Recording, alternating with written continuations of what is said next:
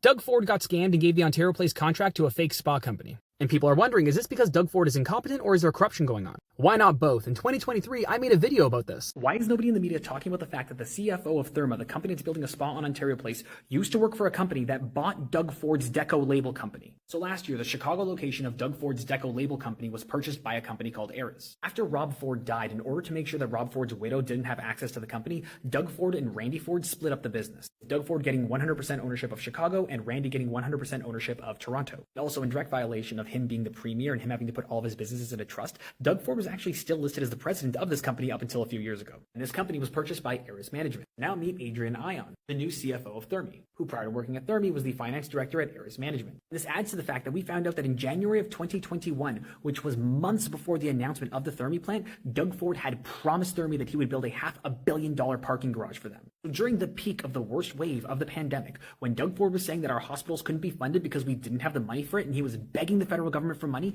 he promised $500 million to a foreign business to build a spa on Ontario Place. And Therme, by the way, had hired Amir Remtula to be a lobbyist for them. And that name should be familiar because he was Rob Ford's former chief of staff, who not only later went on to work for Doug Ford, but he was also hired as a lobbyist by TAC, which was one of the companies that made billions of dollars during the Greenbelt land swap. So let's look at a timeline. Sometime between September of 2019 and July of 2020, Adrian Ion left Ares as the financial director to become the CFO of Therme. Between 2019 and 2020, Amir Remtula was lobbying for both TAC and for Therme. In January of 2021, Ford promised Therme that he was going to build a $500 million parking garage for the spa. This was before they had been given the contract, and Ford was supposed to be considering multiple offers as to what to do with Ontario Place. Sounds like he already had something in mind. In July of 2021, that is when Therme announced to build a spa on Ontario Place. Then in October of 2022, Ares purchased Deco labels from Doug Ford. It should also be noted that according to Rob Ford's widow, the business had been losing millions of dollars, which while that hasn't been proven in court, if that is the case, Doug Ford essentially sold a floundering business in exchange for a $500 million parking garage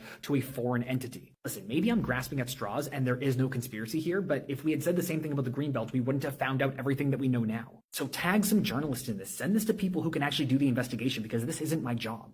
And Doug Ford is refusing to allow an investigation into this. This needs to be investigated by the RCMP.